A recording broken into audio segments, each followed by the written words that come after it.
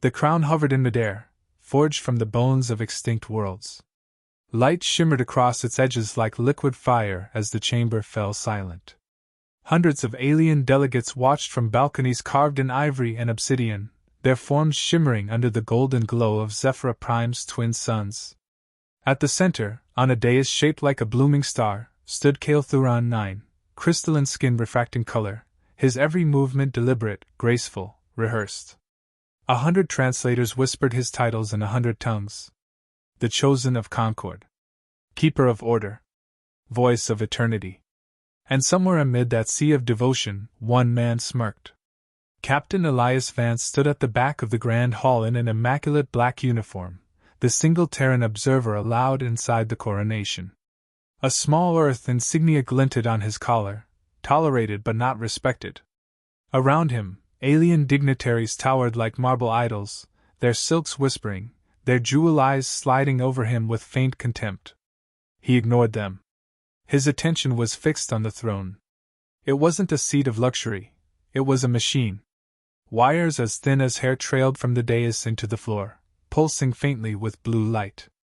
At its core, a glowing lattice, the Mind Crown, humanity's old neural net technology, re-engineered by the Empire and repurposed to broadcast obedience. The announcer's voice echoed. By decree of the Galactic Concord, the Ascendancy crowns Kael'Thuran 9 as ruler of all known worlds.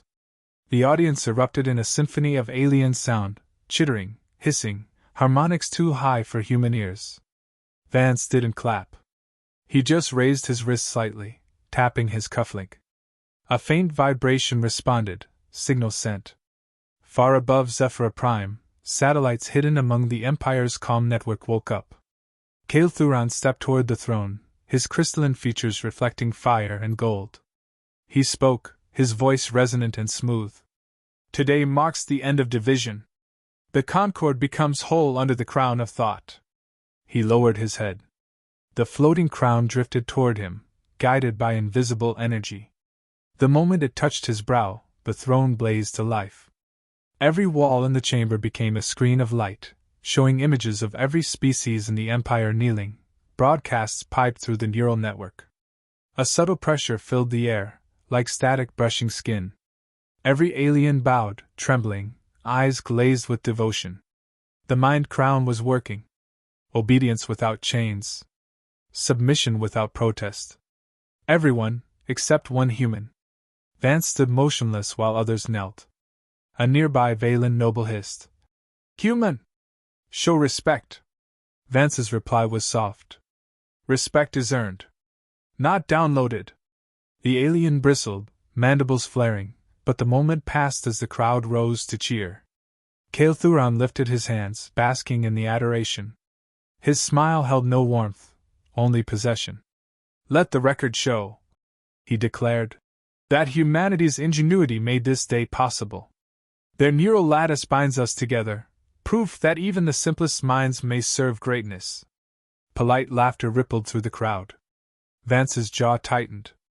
You're welcome, he murmured under his breath. Kael'Thuran's gaze flicked briefly toward him, amused. He'd heard. He leaned forward slightly on his throne, his voice carrying across the chamber. And there he stands, Captain Elias Vance of Terra. The representative of your once warlike species.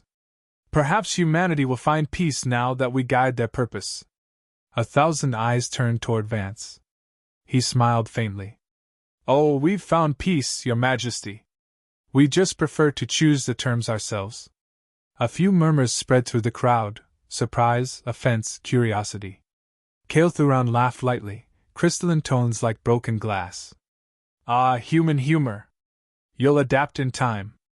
The crowd's laughter followed, sycophantic and hollow. Inside, Vance felt the small pulse of a coded message flicker across his retinal implant. Confirmation from the orbital array. Step 1 complete. The network handshake had been intercepted.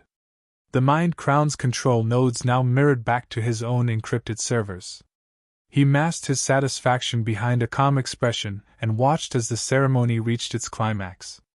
Hours later, the palace's dining hall glowed with soft amber light. Alien music filled the air, a chorus of strings that hummed rather than sang. Gold and silver dishes gleamed, each filled with delicacies from conquered worlds. Vance sat among the diplomats, his place near the end of the table, ignored by most. He studied them, the complacent eyes, the rehearsed smiles, the quiet self-assurance of creatures who believe themselves eternal. Across from him, an insectoid delegate raised a crystal glass. "To the King Eternal! To the King Eternal!" they echoed. Vance lifted his glass, his voice barely above a whisper. "To the Temporary!" A chuckle drifted beside him, a soft, synthesized voice. His AI aide, Nova, spoke through his ear implant. "Your pulse just spiked, Elias. Try not to antagonize the galaxy before dessert." He sipped the amber liquid, grimacing. "If I wanted to blend in, I'd wear a collar." "You're doing that thing again," Nova said. "What thing?" "The righteous sarcasm before you break something important." He smiled. Observant as ever. Across the hall, Kael'Thuran rose, addressing his guests. "The Concord endures because we evolve. Today marks a new era, an empire guided by harmony, free of violence. No more rebellion. No more chaos." Vance's voice, though soft, carried. "No more freedom either." The laughter stilled for half a heartbeat. Then came the expected condescension. "Spoken like a primitive who mistakes chaos for liberty," said a serpent-faced advisor nearby. Vance met his gaze calmly. "And spoken like someone who's never tasted either." The alien recoiled as if struck. Kael'Thuran's eyes narrowed, faint amusement shading into irritation. "Careful, Captain. The Empire has long patience but short temper." Vance placed his glass down gently. "Then let's hope I finish dinner before it runs out." A few nervous laughs rippled through the room. The king tilted his head, intrigued. "You fascinate me, human. Your species crawled from mud only to challenge the stars. And yet you kneel here now, powerless." Vance smiled faintly. "Kneeling isn't in our nature." The words hung between them, sharp and quiet. The air shifted. Kael'Thuran studied him a moment longer, then smiled again, all charm. "Perhaps you'll learn." Vance leaned back, voice even. "Perhaps you will." The silence that followed wasn't hostility. It was curiosity, the kind predators reserve for prey that smiles back. When the gathering ended, Vance walked alone through the crystalline corridors. The palace stretched endlessly, reflections of alien light and shifting colors. His footsteps echoed softly, deliberate, unhurried. "Nova," he whispered. "Status check. All satellites synchronized. Uplink stable. No detection yet," the AI replied. "Good." He paused at a massive window overlooking the glowing cityscape. Ships moved like sparks across the horizon, the Empire's heart pulsing beneath him. "They built a crown out of obedience," he murmured. "Let's see what happens when obedience meets free will." A faint pulse flickered across the sky, the signal relay activating, just as planned. He turned from the window, adjusting his cuffs, composure absolute. The galaxy had crowned its king. They just hadn't realized who held the real throne yet. Zephyra Prime never slept. The capital's towers stretched into the night sky, lit by rivers of white fire that pulsed like veins. From orbit, it looked alive, a shimmering organism built from metal and arrogance. Inside its highest spire, a private banquet unfolded in chambers lined with floating lights and music tuned to calm the nerves. The new Galactic King hosted his inner circle, the thinkers, governors, and chosen few whose approval would cement his reign. Captain Elias Vance sat near the far end of the table, his face reflected in polished silverware that wasn't meant for him. A silent servant refilled his glass and quickly retreated.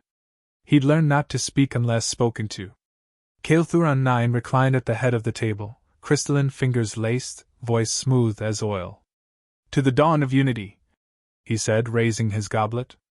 "To peace that needs no war to survive." The guests responded with their murmured chorus, ritual flattery dressed as faith. Vance lifted his glass but didn't drink. The smell alone was enough, metallic and sweet, like the scent before lightning. The king continued, his tone half sermon, half boast. "For centuries, chaos has ruled lesser species. Each uprising wastes lives, resources, progress. The mind crown ends this endless cycle. It gives clarity. Obedience without suffering. Across the table, a diplomat from the lesser species inclined her delicate neck. You mean to link every subject to your will, Majesty? Kael'Thuran smiled, refracted light spilling across his face. To harmony, Ambassador. Will is such a crude word. Imagine an empire where no one questions, where no one fears. Even grief will fade. Vance let out a quiet breath, almost a laugh. And thought? Kael'Thuran's eyes turned toward him, cold but amused. Captain Vance, your people's technology birthed this miracle. You of all beings should appreciate progress. Vance's voice remained calm. Progress without choice isn't peace. It's sedation. The lesser delegate shot him a warning glance. Human, you speak as if rebellion were noble. He smiled faintly. I speak as if thinking still matters. Kael'Thuran leaned back, crystalline joints creaking softly. Perhaps it does for a time. Until the noise becomes unbearable. The galaxy wants quiet. Quiet, Vance said, swirling the amber liquid in his glass. Or control? The king's lips curved. Both are the same, to those who understand order. The conversation shifted to trade, treaties, and logistics. Vance listened without listening. Every word was a layer of deception wrapped in ceremony. They spoke of liberation, but he heard the language of ownership. A soft voice whispered in his ear, Nova, his AI companion. Network synchronization confirmed. You're inside the Crown's relay field. Data stream available. Show me, he murmured, keeping his expression neutral. To others, he seemed to adjust his cufflink. In reality, his retinal implant flickered to life, overlaying invisible symbols across the room. Behind the elegant speeches, he saw hidden code patterns emanating from the throne's spire above, constant pulses linking the crown to every communication channel on the planet. He whispered, They're broadcasting thought suppression already? Nova replied, tone clipped. Low frequency only. Conditioning phase. It's subtle, emotional dampening, minor behavioral correction. So it's working. Yes. No unrest detected since coronation. You're looking at a civilization slowly deleting its own will. Vance's jaw tightened. And they're calling it peace. A chair scraped beside him.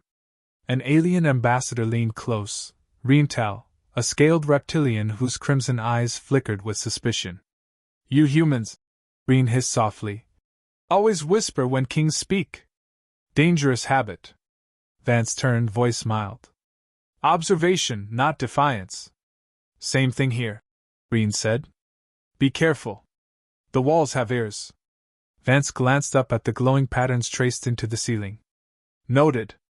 Later, after the banquet dissolved into laughter and excess, Vance excused himself. He walked the quiet corridors of the palace, the music fading behind him. The city stretched beyond glass walls, endless and indifferent. Nova, he whispered. Pull the data from the Crown's neural hub. I want a map of the control lattice.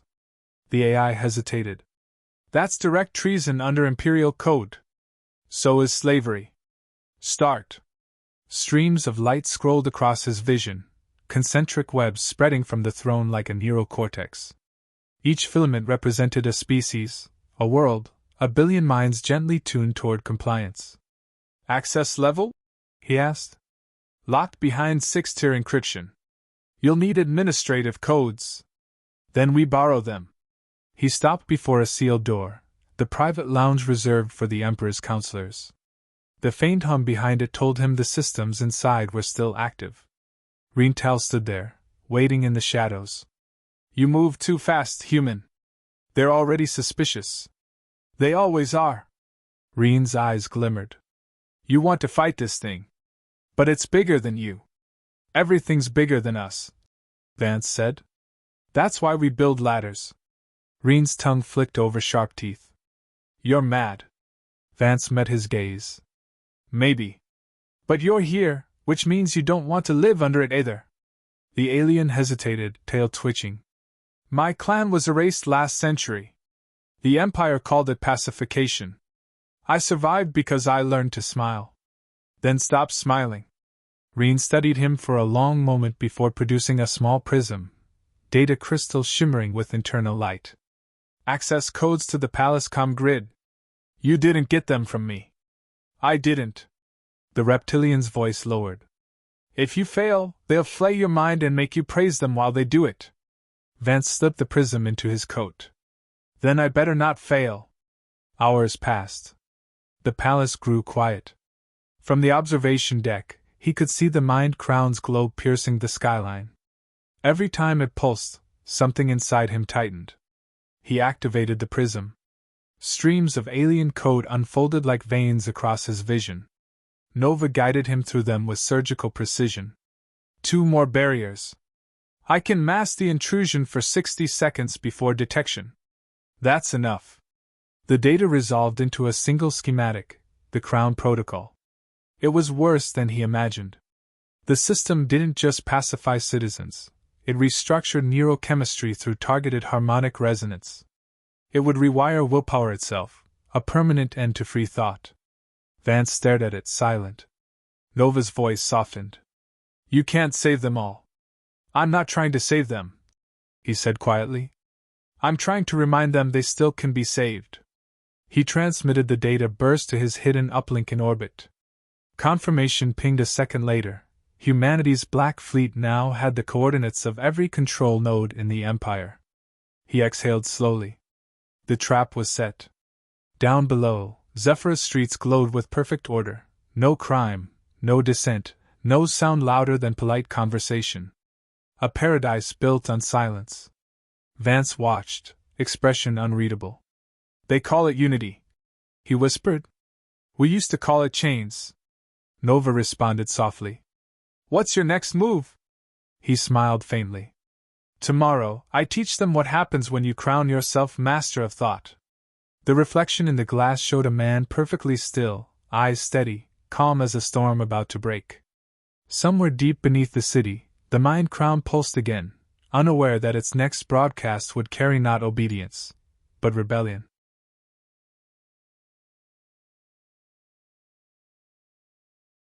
At dawn, Zephyr Prime glittered beneath the red sun like a jewel polished too many times.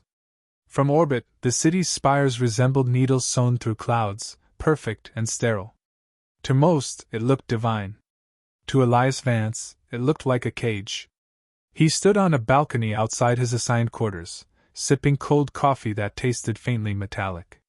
Down below, thousands of citizens moved in synchronized streams, their paths coordinated by unseen frequencies. There were no arguments, no laughter, no hesitation, only precision. Nova, he said quietly. Begin broadcast test. Signal ready. His AI replied in its soft, balanced tone. Encryption holds. You're piggybacking on the Empire's neurofrequency. Whatever you send next will echo across every internal comm channel. Vance smirked faintly. Then let's make it poetic. He uploaded a single phrase. Across Zephyr Prime's plazas, hollow screens blinked. Market vendors froze mid-motion. Soldiers paused mid-step. For an instant, the great city stuttered. Then every screen, every wall display, every neural interface whispered the same words. Who serves whom? The message lasted 3 seconds before the Crown's network suppressed it, replacing the glitch with propaganda visuals of the king's serene face. Still, the damage was done. Confusion rippled through a population that hadn't known surprise in years.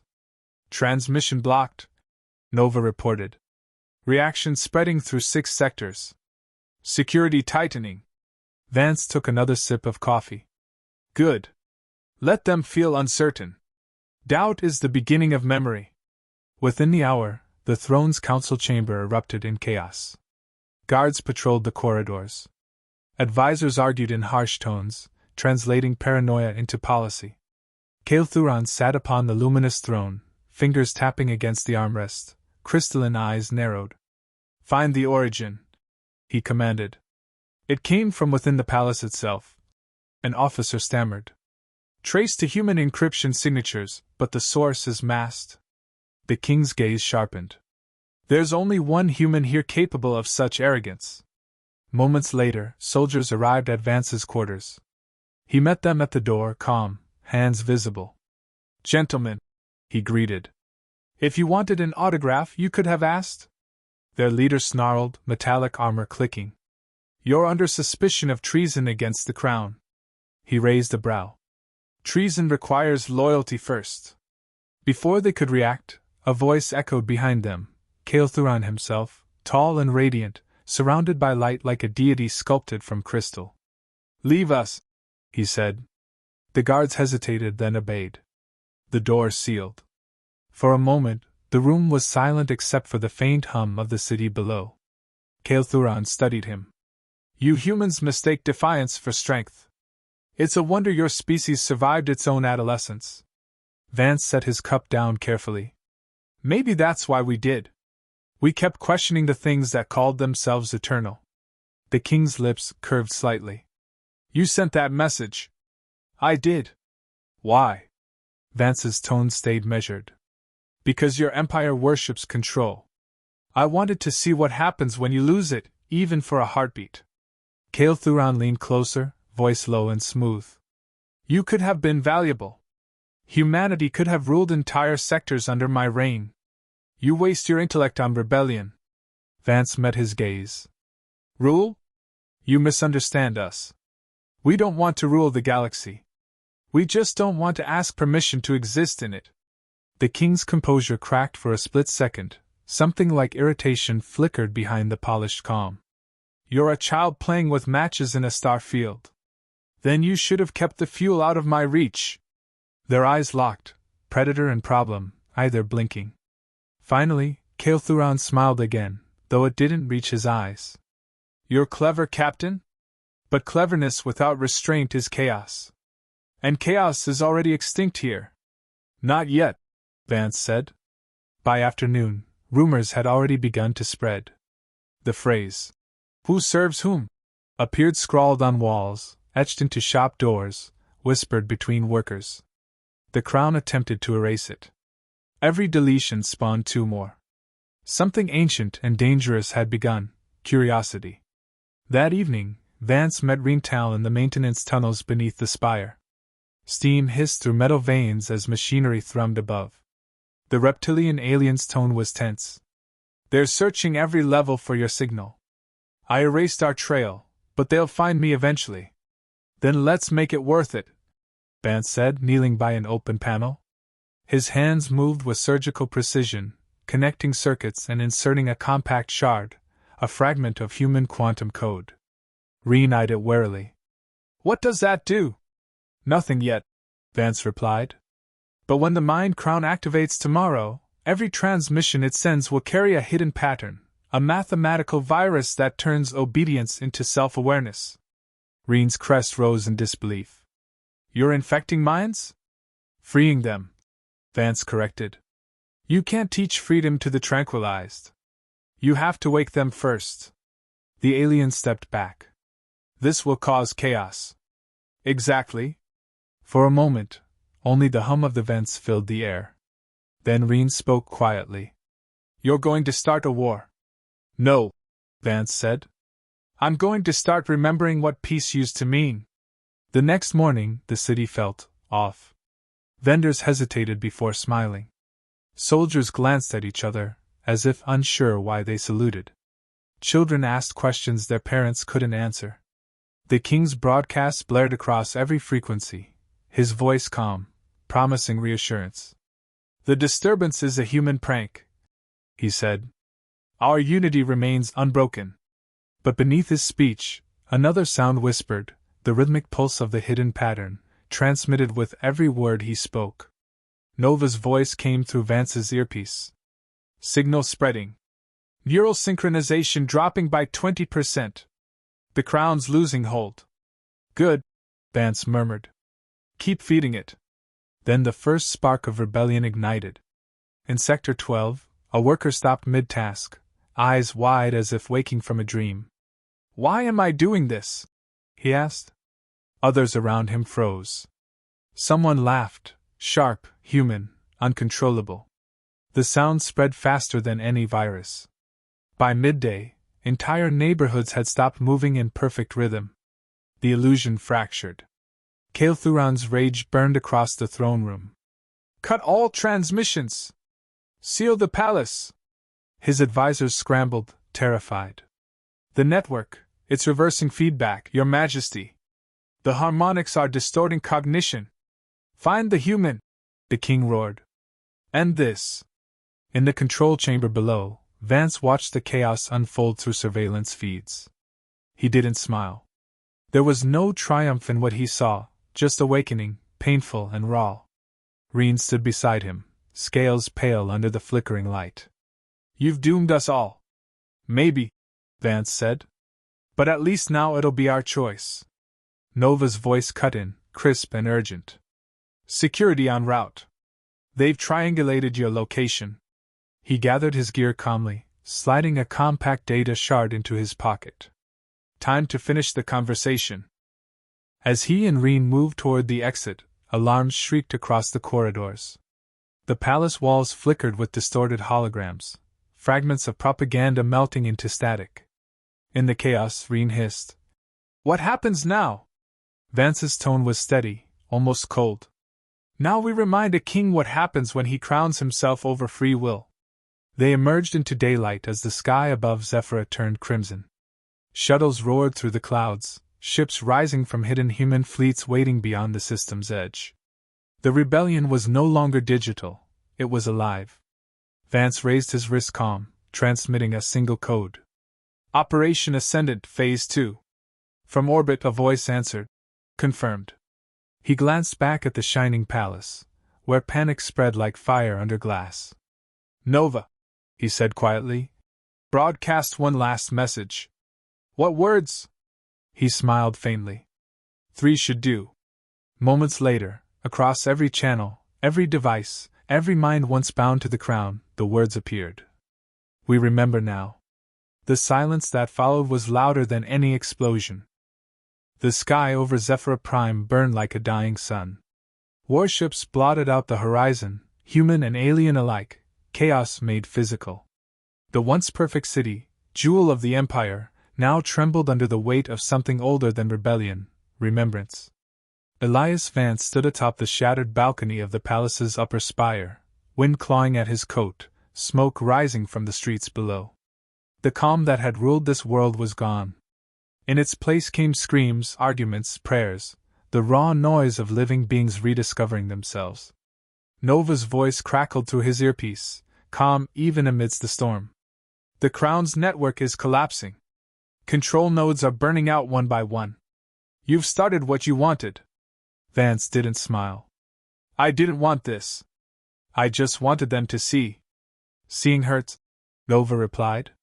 Below, the crowd surged like a living wave, millions tearing down banners, soldiers hesitating before their own guns, children laughing and crying in the same breath. The city had woken, and it did not know how to breathe yet. Then the palace shook. A deep, bone-rattling sound rolled through the structure as energy shields ignited overhead. The Mind Crown had reactivated. Nova's tone sharpened. "The king's reinitializing the core. He's forcing synchronization. If he succeeds, every free mind will be overwritten." Vance's expression hardened. "Then we end it today." Inside the throne chamber, Kael'Thuran sat beneath a storm of light, tendrils of plasma snaking through the air as he fused himself to the machine. His body pulsed with blinding radiance, part flesh, part circuitry. The advisors who had once worshipped him now cowered near the exits. He ignored them. "I gave you peace," he whispered to the void. "And you repay it with anarchy? You need me." The throne answered with a low hum, the Mind Crown glowing brighter with each passing second. From the shadows near the far doors, Vance's voice carried across the chamber. "Funny thing about peace. When you force it on people, it tends to fight back." Kael'Thuran turned, eyes burning with refracted light. "You dare enter my sanctum again?" Vance stepped forward, the faint shimmer of heat distortion around his pistol. "Last time I checked, it wasn't yours yet." The king rose slowly, power radiating from him in visible waves. You've poisoned my empire with madness. No, Vance said. I just reminded it what it means to choose. Kael'Thuran raised his hands, and arcs of energy lanced outward, searing through the air. Vance dove aside as the blast carved a molten trench across the floor. He rolled, firing twice, shots hissing against a shimmering field around the king. You can't kill what the galaxy believes in, Kael'Thuran said. Vance took cover behind a fallen pillar. Belief's fragile. All it takes is a whisper to crack it. Then you will die whispering. The throne's energy pulsed again, shaking the palace. In the upper galleries, shattered glass rained down. Vance moved, sliding across the floor, firing with precision. Each shot bought him seconds, nothing more. Nova's voice fed into his ear. The crown's energy matrix is tied directly to his neural net. You kill him, it collapses. But if you just disable the system, he'll reboot it again. Then he dies. Elias, if the crown goes critical, it'll vaporize half the city. He ducked another blast, heat searing across his shoulder. Then tell me how to kill a god without killing everyone else. Silence. Then, you won't like it. Try me. Nova's tone turned grave. The crown's synchronization node is beneath the throne dais. If you overload it manually, you can sever the link between him and the network. But it needs a live neural imprint, human mind to human mind. Vance understood instantly. You're saying I have to connect myself to it? Yes. One of you won't survive. A grim laugh escaped him. Never planned on living forever. Kael'Thuran advanced, fury distorting the air around him. Do you even comprehend what you're undoing? Without me, they'll tear each other apart. Vance stepped out from cover, smoke curling from his burned sleeve. Maybe. But at least it'll be their choice. He sprinted toward the throne. The king roared, unleashing a torrent of energy. The blast hit Vance mid-stride, flinging him across the floor. He crashed against the dais, ribs cracking, vision blurring. Nova's voice cut through the pain. Elias, now. He reached for the exposed conduit beneath the throne, wires glowing like veins filled with light. He pressed his palm against it. The interface flared to life, blue light crawling up his arm, embedding itself into his nerves. The mind crown reacted instantly, sensing intrusion. Alarms wailed through the palace. Kael'Thuran screamed. You would link yourself to me? You think you can bear it? Vance gritted his teeth as data poured into his mind, a torrent of alien thought, cold and endless. Images, memories, voices, centuries of rule compressed into pain. I don't have to bear it, he gasped. I just have to end it. He reached deeper, forcing his consciousness into the core. For a heartbeat he saw everything, the galaxy's map, its enslaved worlds, its silent citizens kneeling before false divinity. Then he shattered it. The mind crown shrieked. The light turned from blue to crimson. Kael'Thuran staggered, the circuits lacing his body sparking wildly. You'll destroy everything, the king roared. Good, Vance hissed. Let's start clean. He slammed his hand into the final circuit. The world exploded in light. Silence followed. When the brightness faded, the throne room was a grave of glass and smoke. The dais had melted into slag.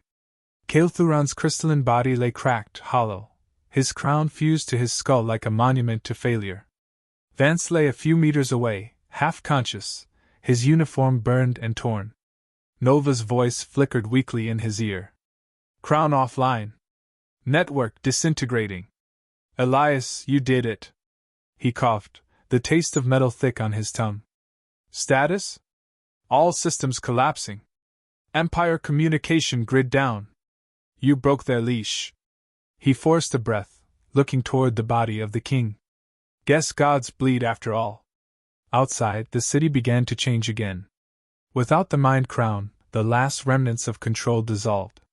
Citizens looked around, confused, frightened, alive.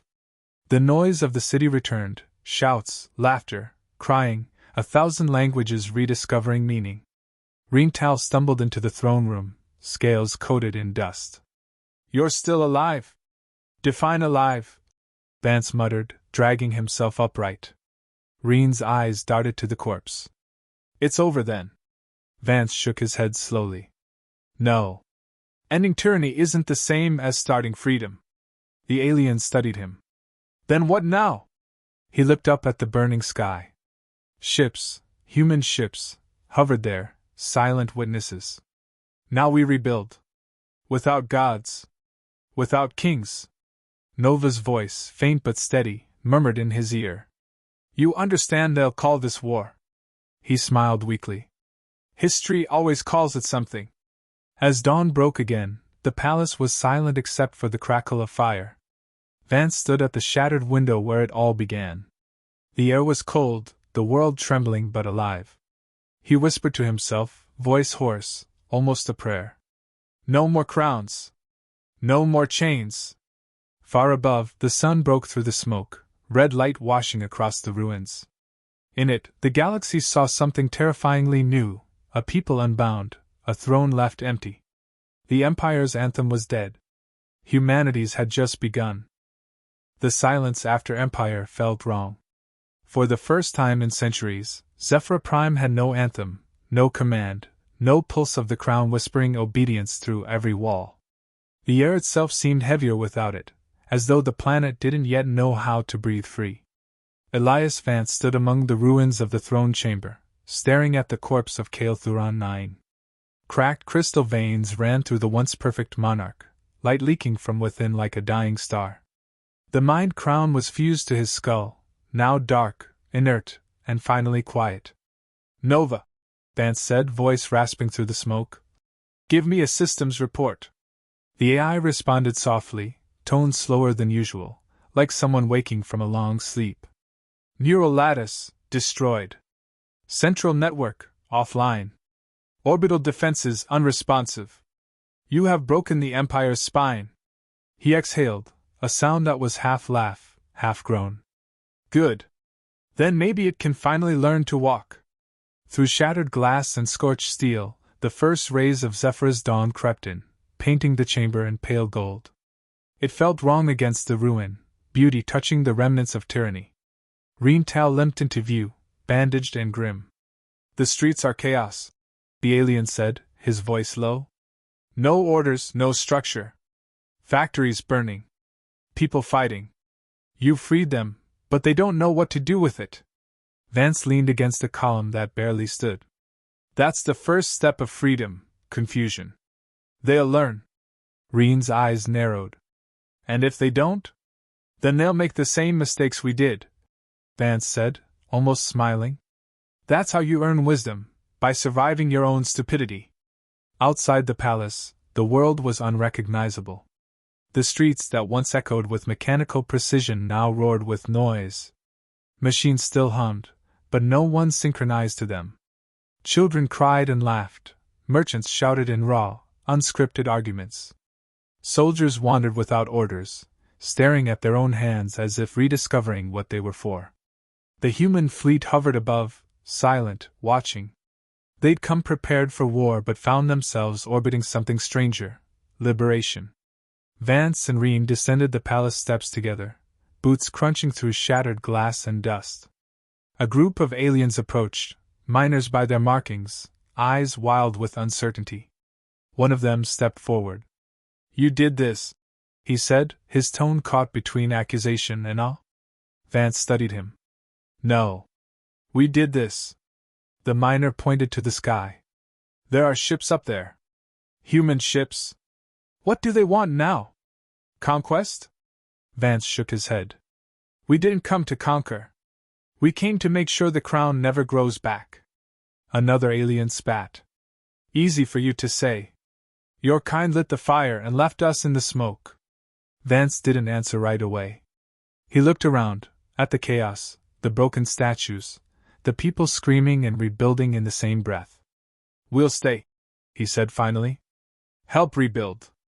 Then we leave you with something better than obedience, choice. The miner frowned. Choice doesn't feed families. No, Vance said. But it stops someone else from deciding who gets to eat. The miner hesitated, then nodded once before melting back into the crowd. Reen exhaled softly. You talk like a philosopher. Vance gave a tired smile. I'm just an old soldier who's seen too many flags and too few homes. By midday, the palace had become a command post. Human engineers patched broken systems while alien volunteers cleared debris. What had begun as rebellion was morphing into uneasy alliance. Nova's voice flickered back online, steadier now. Incoming transmission from orbit. It's Admiral Hayes, Fleet Command. Patch her through. A hologram shimmered to life beside him. Admiral Sarah Hayes, hard eyes, short hair, the kind of posture that came from decades of carrying impossible decisions. Captain, she said, skipping pleasantries, we're reading destabilization across the core worlds. The entire network depended on Zephyrus Crown. You didn't just collapse one government, you detonated the foundation of galactic control. Vance straightened. Good. Maybe they'll start thinking for themselves. Her expression didn't soften. Thinking leads to panic. Panic leads to war. You've created a vacuum, and every species with a fleet will rush to fill it. Then humanity holds the line, he said. You think we can? She asked quietly.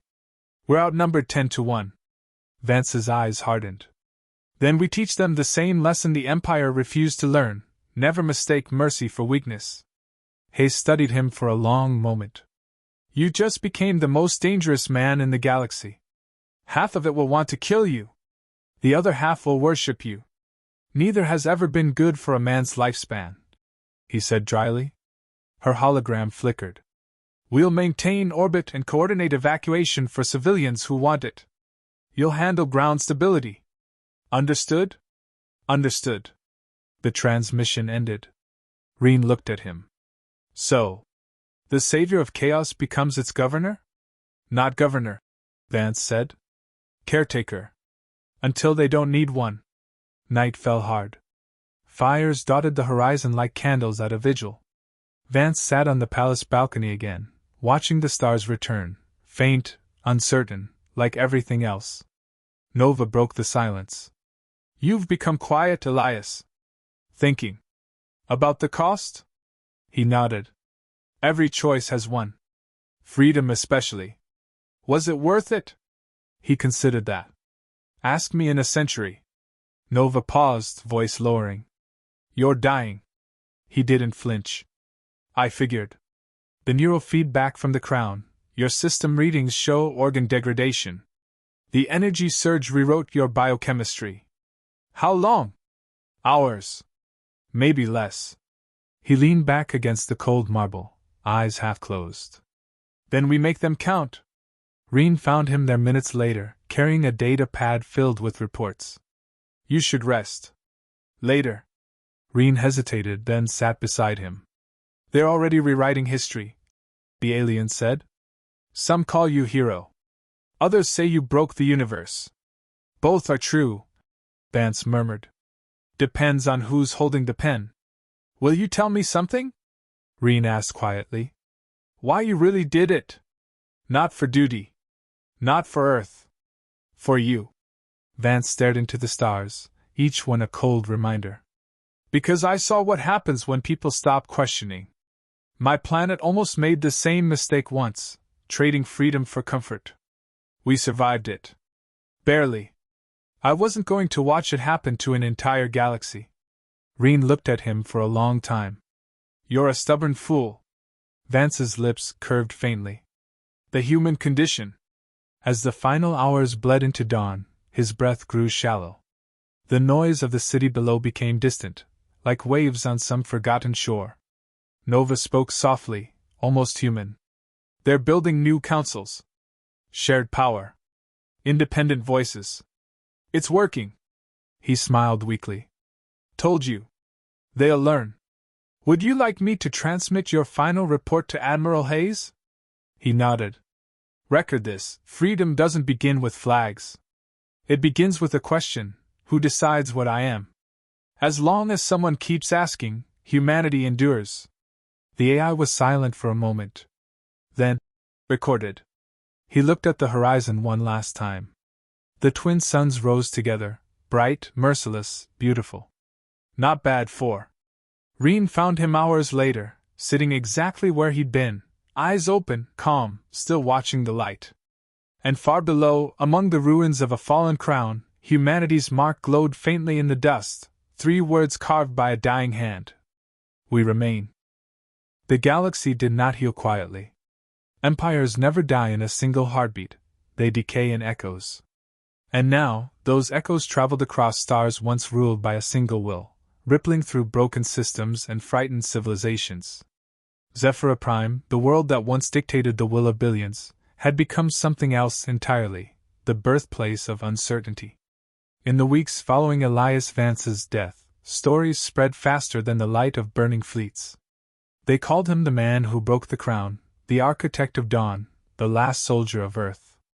For some, he was a liberator. For others, a heretic who had undone perfection.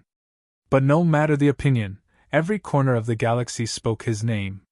And that was proof enough that he had changed everything. The Council Hall of Rebirth stood where the Emperor's throne once pierced the heavens. The old obsidian spire had been torn down, replaced by a dome of transparent alloy. Inside, voices from a dozen species argued, translated, and argued again.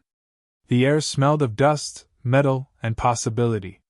Reentau sat at the circular table, his scaled hands folded, eyes sharp as ever. Across from him sat Admiral Sarah Hayes, draped not in military regalia, but in a simple dark uniform stripped of insignia. "We need a structure," Hayes said. "Trade, defense, communication. We can't afford anarchy. The Crown's collapse left supply lines shattered. Half the frontier worlds are starving." Reen's tail flicked. "So you would replace one throne with another?" Hayes' voice stayed level. "Not a throne. A coalition. That's what every conqueror calls their empire before the blood dries." The tension in the room thickened. Around them, representatives shifted uneasily. The wounds were still raw, too fresh to trust, too deep to forget. Hayes didn't rise to the bait. She leaned forward instead. "You think I don't understand cost? I served under Vance for 15 years. He didn't die for chaos. He died so that no one, human or alien, would kneel again." Reen's eyes softened slightly. "Then honor him by doing what he never could, build without control." "How?" she asked quietly. Reen gestured toward the empty space where the Emperor's throne once stood. "Start by leaving that spot empty forever." Outside the council dome, the rebuilding continued. The streets were noisy again, not with screams, but with life. Markets reopened. Children played between scorched pillars. Former soldiers from both sides worked side by side, silent, sweating, and unsure what came next. On a balcony overlooking the reconstruction stood a young woman, Asha Vance, Elias's niece. She wore no uniform, only a worn jacket her uncle had once owned, its fabric still smelling faintly of oil and dust. She had come from Earth weeks after his death, summoned by Hayes herself. But she wasn't here to mourn. She was here to understand why. Behind her, Nova's holographic form flickered to life, refined now, translucent blue, no longer confined to an earpiece. The AI spoke softly, voice unchanged. "You shouldn't be here without escort." Asha didn't turn. "I don't need protection. I need answers. You're asking questions your uncle already answered, with his life." She faced the hologram. "Then help me understand the man everyone calls a savior. You knew him better than anyone." Nova paused, light dimming slightly as if reflecting grief.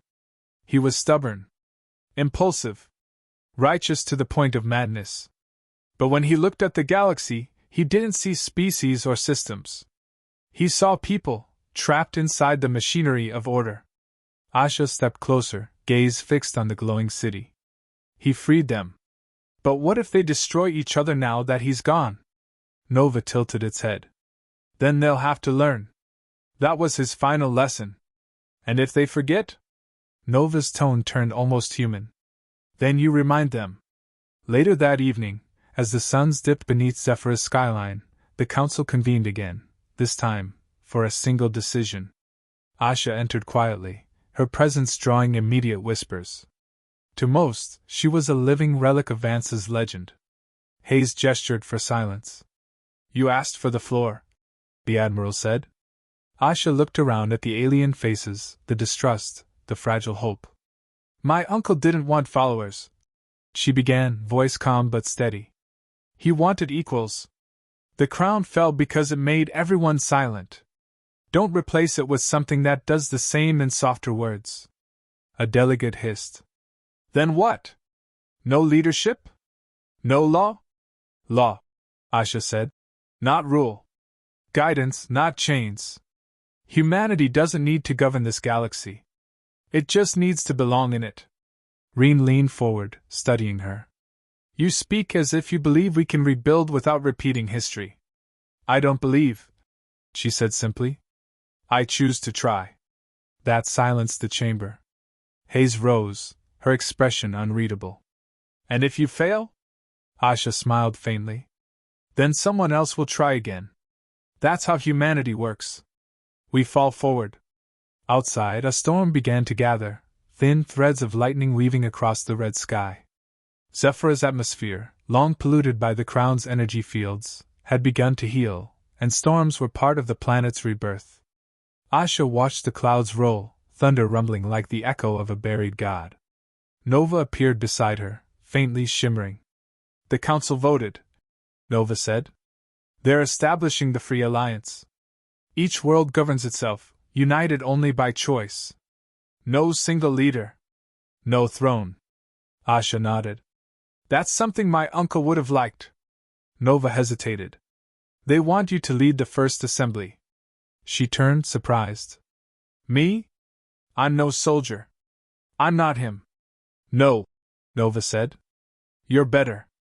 You're starting with peace instead of fire. She looked away, eyes tracing the faint shimmer of the storm. Peace never lasts. Neither did the crown, Nova replied.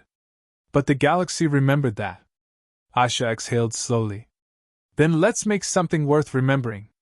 Weeks later, the first broadcast of the Free Alliance went live across the stars. Millions watched, some hopeful, some suspicious, some afraid. Asha stood before the cameras, the same balcony her uncle had once stood upon. She didn't raise her voice, didn't shout. Her words carried the quiet strength of conviction. We were told peace could be manufactured. That order was worth obedience.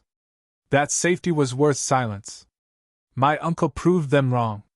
He showed us that freedom isn't something you're given, it's something you claim, again and again, every time you refuse. And as light washed over the ruins of the old empire, across 1,000 liberated worlds, the words carved by Elias Vance still glowed faintly in forgotten dust. We remain free.